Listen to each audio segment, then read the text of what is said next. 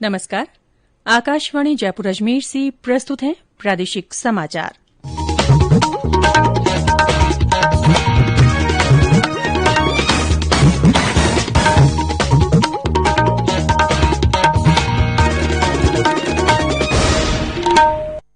मुख्य समाचार। प्रधानमंत्री नरेंद्र मोदी टोक्यो ओलंपिक में भाग लेने वाले खिलाड़ियों से आज वीडियो कॉन्फ्रेंसिंग के जरिए करेंगे बातचीत। मुख्यमंत्री ने आकाशीय बिजली की घटना के प्रत्येक घायल को 2-2 लाख की सहायता देने के दिए निर्देश। अब आमजन को भी दी जाएगी मौसम के पूर्वानुमान और चेतावनी की सूचना। प्रदेश में पहली बार कोरोना संक्रमण से मुक्त होने की दर बढ़कर हुई 98.99%। और देश भर में मेडिकल प्रवेश परीक्षा नीट 12 सितंबर को होगी आयोजित। आज शाम से किया जा सकेगा ऑनलाइन आवेदन। समाचारों के साथ मैं रितिका गुप्ता। 18 वर्ष से अधिक आयु वर्ग के लिए सरकारी केंद्रों पर निःशुल्क राष्ट्रव्यापी कोविड टीकाकरण अभियान जारी है। युवा श्रोताओं से हमारा आग्रह है कि स्वयं कोविड रोधी टीका लगवाएं और अन्य लोगों को भी इसके लिए प्रोत्साहित करें। कोविड स्वास्थ्य के लिए खतरा बना हुआ है, ऐसे में एहतियाती उपायों के पालन में कोताही न बरतें।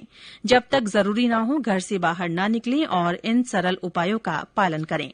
मास्क लगाएं, 2 गज की सुरक्षित दूरी बनाए रखें, बार-बार हाथ धोएं और चेहरा साफ रखें तथा टीका जरूर लगवाएं। कोविड से संबंधित जानकारी और मार्गदर्शन के लिए राष्ट्रीय हेल्पलाइन नंबर 1075 पर संपर्क करें। राज्य के हेल्पलाइन नंबर 104 या 108 पर भी फोन कर सकते हैं। वरिष्ठ नागरिकों के लिए हेल्पलाइन नंबर है 14567। मनोवैज्ञानिक सहायता के लिए फोन नंबर 08046110007। कोविड बाद की समस्याओं के बारे में 181 और बच्चों की सहायता के लिए 1098 पर फोन किया जा सकता है। और अब समाचार विस्तार से। प्रधानमंत्री नरेंद्र मोदी टोक्यो ओलंपिक में भाग लेने वाले खिलाड़ियों से आज शाम 5 बजे वीडियो कॉन्फ्रेंसिंग के जरिए बातचीत करेंगे। प्रधानमंत्री ने पिछले महीने ओलंपिक खेलों की तैयारियों की समीक्षा की थी। उन्हें महामारी के बीच खिलाड़ियों के निर्बाध प्रशिक्षण, ओलंपिक कोटा हासिल करने के लिए अंतर्राष्ट्रीय प्रतियोगिताओं में उनकी भागीदारी, एथलीटों का टीकाकरण और उन्हें दिए जा रहे अन्य सहयोग के बारे में जानकारी दी गई। टोक्यो ओलंपिक में इस बार राजस्थान से भी 4 खिलाड़ी भाग ले रहे हैं। इनमें दिव्यांश सिंह पंवार, अपूर्वी चंदेला, अर्जुन लाल जाट और भावना जाट शामिल हैं। अपूर्वी चंदेला और Divyansh Singh Panwar 10 metre air rifle प्रतियोगिता, अर्जुन लाल जाट रोइंग और भावना जाट 20 किलोमीटर पैदल चाल प्रतियोगिता में भारत का प्रतिनिधित्व करेंगे। ओलंपिक में भारत की ओर से भावना जाट के प्रतिनिधित्व करने पर उनके परिवार सहित गांव वालों में खुशी की लहर है। उनके पिता शंकर लाल और माता नौसर देवी ने खुशी जाहिर करते हुए कहा कि उनकी बेटी टोक्यो ओलंपिक में स्वर्ण पदक जीत कर लाएगी। उनके पिता ने बताया कि भावना शुरू से होनहार थी और कड़ी मेहनत के दम पर इस मुकाम पर पहुंची है।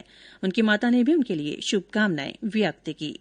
मुझे बहुत ही हर्ष है कि एक बच्चे ने उसका साहस तोड़ा नहीं तथा उसके गुरुजी का तथा हमारे उनके माता पिता का उसने बहुत सम्मान दिया है हमको। मैं उस पर बहुत खुश हूँ और हमारा यही आशीर्वाद है कि भावना और आगे बढ़े और इस इंडिया में उसका नाम कमाए। भावना को मैंने कभी पढ़ाई में टूर्नामेंट खेलने में कभी रोका नहीं तथा मेरे छोटे बच्चे ने और बड़े वाले बच्चे ने भी उनकी बहुत सहायता की। हमारा मन बढ़ता रहा तो भावना का भी मन आगे आगे बढ़ता रहा और टूर्नामेंट खेलते खेलते उसने 2019 22 फरवरी को 15 फरवरी को रांची में ओलंपिक क्वालीफाई का टाइम निकाल दिया। बहुत हर्ष है कि श्रीमान प्रधानमंत्री जी सब एथलेटिक्स खिलाड़ियों से बात करेंगे, उसमें मैं बहुत ही खुश हूँ।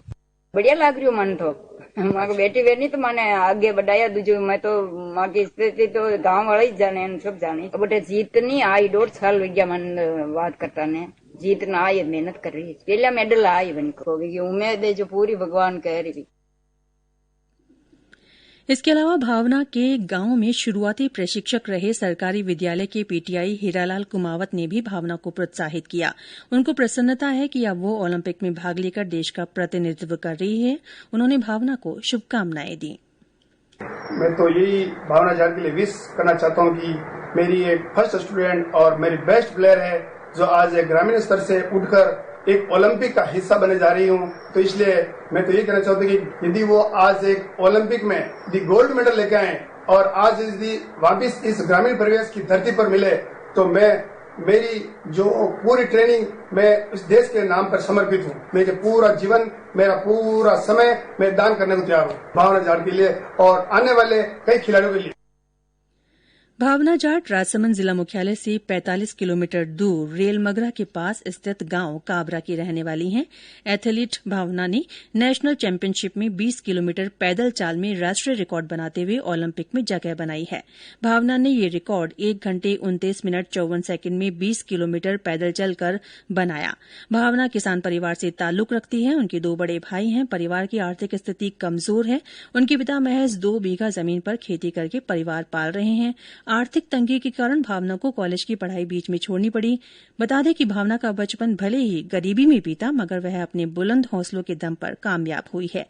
उन्होंने रेलवे विभाग में हावड़ा में टिकट निरीक्षक के पद पर नौकरी की है। साथ ही बीते 10 साल से ओलंपिक की तैयारी कर रही थी। मुख्यमंत्री अशोक गहलोत ने आकाशीय बिजली गिरने की घटनाओं के प्रत्येक घायल को 2 लाख रुपए की सहायता देने के निर्देश दिए हैं। श्री गहलोत कल वीडियो कॉन्फ्रेंसिंग के माध्यम से आपदा प्रबंधन, सहायता और नागरिक सुरक्षा विभाग के अधिकारियों के साथ मानसून की तैयारियों के संबंध में समीक्षा बैठक को संबोधित कर रहे थे। श्री गहलोत ने कहा कि मौसम के पूर्वानुमान और प्राकृतिक आपदाओं की जानकारी और चेतावनी की सूचना राज्य सरकार के साथ साथ आमजन को भी दी जाए। मुख्यमंत्री ने कहा कि किसी भी आपदा की स्थिति में संभागीय आयुक्त, जिला कलेक्टर और एसपी आवश्यक रूप से संवेदनशील होकर तुरंत मौके पर पहुंचकर राहत कार्यों का संचालन करें। ये समाचार आकाशवाणी जयपुर अजमेर से प्रसारित किए जा रहे हैं। समाचार अभी और भी हैं, उससे पहले कोरोना जागरूकता संदेश। चलो मिलकर एक शुरुआत करें, चलो एक फैसला आज करें, मास्क नहीं तो टोकेंगे, कोरोना को रोकेंगे, चलो एक इरादा करते हैं, चलो कुछ वादा करते हैं, मास्क नहीं तो टोकेंगे, कोरोना को रोकेंगे। प्रादेशिक समाचारों में फिर से आपका स्वागत है। प्रदेश में पहली बार कोरोना संक्रमण से मुक्त होने की दर बढ़कर 98.99% हो गई है। इस बीमारी से कल 74 और रोगी ठीक हुए। कल जहां 15 जिलों में 33 नए मरीज मिले, वहीं 18 जिलों में संक्रमण का कोई भी नया मामला सामने नहीं आया। राहत की बात यह रही कि किसी भी जिले में 7 से ज्यादा नए संक्रमित नहीं मिले। जयपुर में भी महज 5 नए मामले मिले। सक्रिय मामले घटकर 661 रह गए हैं। कल जोधपुर में 7, बाड़मेर में 3, दौसा, डूंगरपुर, श्रीगंगानगर, नागौर, सीकर और सिरोही में 2-2, टोंक, झुंझुनू, हनुमानगढ़, बीकानेर, बांसवाड़ा और भीलवाड़ा में एक व्यक्ति में संक्रमण का पता चला। 18 जिलों अजमेर, अलवर, भारा, भरतपुर, बूंदी, चित्तौड़गढ़, चूरू, धौलपुर, जैसलमेर, जालौर, झालावाड़, करौली, कोटा, पाली, प्रतापगढ़, राजसमंद, सवाईमाधोपुर और उदयपुर में कोई नया संक्रमित नहीं मिला। राज्य में कल इस बीमारी से किसी भी रोगी की मृत्यु नहीं हुई। देश में अब तक 38 करोड़ 11 लाख 4 हजार से अधिक कोविड टीके लगाए जा चुके हैं। केंद्रीय स्वास्थ्य मंत्रालय ने बताया कि कल 37 लाख से अधिक टीके लगाए गए। देश भर में मेडिकल प्रवेश परीक्षा नीट 12 सितंबर को आयोजित की जाएगी। केंद्रीय शिक्षा मंत्री धर्मेंद्र प्रधान ने कहा कि आवेदन करने की प्रक्रिया आज शाम 5 बजे से नेशनल टेस्टिंग एजेंसी एनटीए की वेबसाइट पर शुरू हो जाएगी। एक ट्वीट में श्री प्रधान ने कहा कि कोविड के मद्देनजर सुरक्षित दूरी के मानदंडों को ध्यान में रखते हुए देशभर के 198 शहरों में परीक्षा होगी। पिछले साल 155 शहरों में ये परीक्षा आयोजित की गई थी। उन्होंने कहा कि इस साल परीक्षा केंद्रों की संख्या भी बढ़ाई जाएगी। मौसम विभाग ने प्रदेश में 3 दिनों के लिए 22-23 जिलों में ऑरेंज अलर्ट और कुछ जिलों के लिए येलो अलर्ट जारी किया है। अलवर, अजमेर, बांसवाड़ा, बारां, भरतपुर, भीलवाड़ा, बूंदी, चित्तौड़गढ़, दौसा, धौलपुर, डूंगरपुर, जयपुर, झुंझुनू, सीकर, झालावाड़, करौली, कोटा, प्रतापगढ़, सवाईमाधोपुर, उदयपुर, राजसमंद, सिरोही और टोंक जिलों में कहीं कहीं मेघ गर्जन और बिजली गिरने के साथ तेज हवाएं चलने की संभावना है। सिरोही में आज भारी वर्षा की संभावना जताई गई है। और अंत में मुख्य समाचार एक बार फिर। प्रधानमंत्री नरेंद्र मोदी टोक्यो ओलंपिक में भाग लेने वाले खिलाड़ियों से आज वीडियो कॉन्फ्रेंसिंग के जरिए बातचीत करेंगे। मुख्यमंत्री ने आकाशीय बिजली की घटना की प्रत्येक घायल को 2-2 लाख की सहायता देने के निर्देश दिए हैं। अब आमजन को भी मौसम के पूर्वानुमान और चेतावनी की सूचना दी जाएगी। प्रदेश में पहली बार कोरोना संक्रमण से मुक्त होने की दर बढ़कर 98.99% हो गई है।